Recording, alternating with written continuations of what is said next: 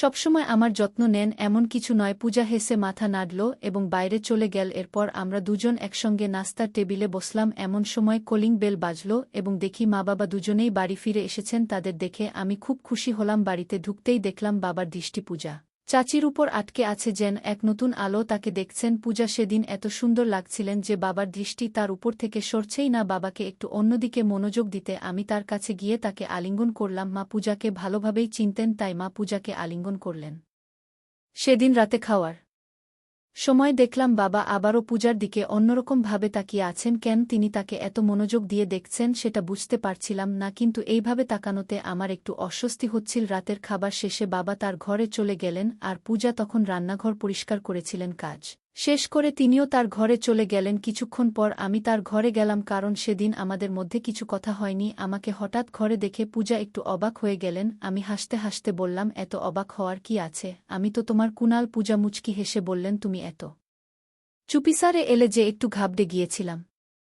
কিছু দরকার ছিল? আমি বললাম, না পূজা, বিশেষ কিছু দরকার ছিল না। সেদিন তেমন কথা বলা হয়নি, তাই ভাবলাম একটু দেখা করে যাই। পূজা হাসতে হাসতে বললেন, ঠিক আছে, যখনই দরকার পড়ে আমাকে ফোন করো, আমি তোমার জন্যই এখানে আছি। তার কথায় আমি হাসলাম এবং তারপর ঘর থেকে বেরিয়ে এলাম। পরদিন সকাল হয়ে গেল, তখনও আজ সকাল 10টা বেজে গেলেও নাস্তা তৈরি ছিল না। সাধারণত পূজা প্রতিদিন সকাল 8টায় আমার জন্য নাস্তা নিয়ে আসে, কিন্তু আজ 9টা পেরিয়েও সে কিছু আনেনি। তখন আমি রান্নাঘরে গেলাম দেখতে কি হচ্ছে। সেখানে গিয়ে দেখলাম পূজা মাথা নিচু করে চুপচাপ দাঁড়িয়ে আছে, গভীর চিন্তায় ডুবে আছে। আমি অবাক হয়ে জিজ্ঞাসা করলাম, কি হয়েছে? পূজা ধীরে ধীরে বলল, তোমার বাবা। আর তখনই বাবা রান্নাঘরে ঢুকে পড়লেন। পূজা তার মুখ আমার দিক থেকে সরিয়ে নীল। গত সকাল থেকে বাবা পূজার দিকে অন্যরকম ভাবে তাকাচ্ছিলেন, যা আমার নজর এড়ায়নি। পূজা কেবল আমার আত্মীয় নন, তিনি আমার খুব কাছের একজন বন্ধু হয়ে উঠেছেন এবং আমি তার সাথে এমন কোনো আচরণ সহ্য করতে পারি না। আমার মনে প্রশ্ন জাগছিল, একদিনের মধ্যে এমন কি হয়েছে যে পূজা এতটা অস্বস্তিতে পড়ে গেল। রাতে শুতে গেলাম, কিন্তু মনটা অস্থির ছিল। কিছুক্ষণ পর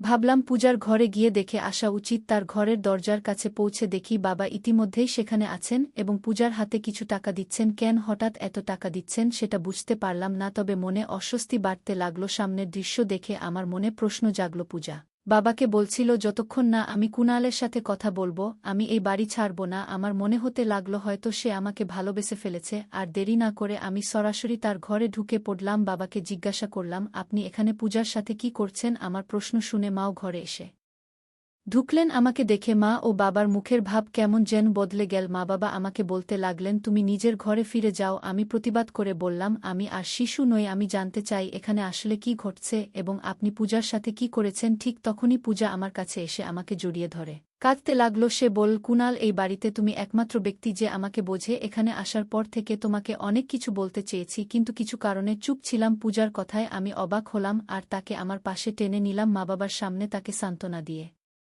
বললাম, যদি কোনো নিরীহ মানুষের সাথে অন্যায় হয়ে থাকে আমি তা সহ্য করব না। তখন মা পূজাকে বললেন, তুমি চুপ থাকাই ভালো আর এখান থেকে চলে যাও। কিন্তু পূজা উত্তেজিত হয়ে মায়ের দিকে তাকিয়ে বলল, আজ আর চুপ থাকব না। আমি কুণালকে সত্যি বলল। সে আমার দিকে ফিরে বলল, কুণাল, তুমি তোমার এই মা বাবার সন্তান নও, তোমার আসল মা তানিয়া। সে আমার বল বোন। কয়েক বছর আগে সে এই বাড়িতে কাজ করত এবং দুজন যমজ সন্তানের জন্ম দিয়েছিল। তোমার বাবা তাদের একজনকে তোমার দত্তক হিসেবে নিয়েছিলেন আর আমি এখন তোমার ভাইয়ের যত্ন করি। তোমাকে ভালোভাবে দেখাশোনা করার জন্য আমি এখানে আছি। এই কথা শুনে আমার মনে নতুন প্রশ্ন তৈরি হলো। আমি পূজাকে দূরে সরিয়ে দিয়ে বললাম, আমি আপনার কথায় বিশ্বাস করি, আপনি আমার মায়ের মতোই, কিন্তু আমি নিজের জীবন নষ্ট করতে চাই না। আপনি যে বলছেন তারা আমার আসল বাবা মা নন, আমি তা মেনে নিতে পারি না। তাদের প্রতি আপনার অভিযোগ সত্যিই আমার ভালো লাগছে না, কারণ তারা আমাকে নিজের সন্তানের মতোই ভালোবাসা ও যত্নে বড় করেছেন। আমি সব জানলেও এতে আমার কোনো আপত্তি নেই, কারণ তারা আমাকে এমন এক জীবন দিয়েছেন যা আমি কখনো কল্পনাও করতে পারিনি। এরপর মা বাবা সিদ্ধান্ত নিলেন যে পূজাকে পুলিশের হাতে তুলে দেবেন, তবে আমার যমজ ভাইদের জন্য তাকে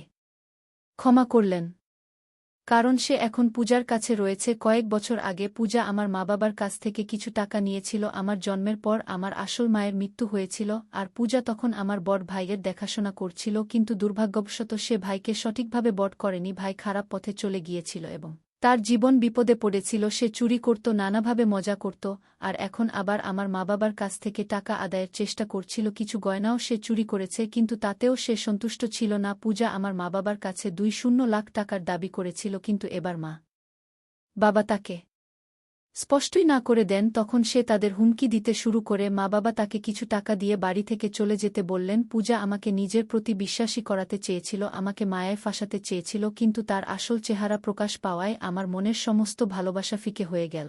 কয়েক বছর আগে আমার মা বাবা আমাকে দত্তক নেয়ার জন্য পূজাকে টাকা দিয়েছিলেন, কিন্তু সেই টাকা পূজা সঠিকভাবে ব্যবহার করতে পারেনি। সে আমার বড় ভাইকেও সঠিকভাবে বট করতে পারেনি। যদি সময় মতো সে সেই টাকার মূল্য দিত এবং সঠিক যত্ন নিত তাহলে হয়তো আজ আমার বড় ভাই ভালো পথে থাকত। কিন্তু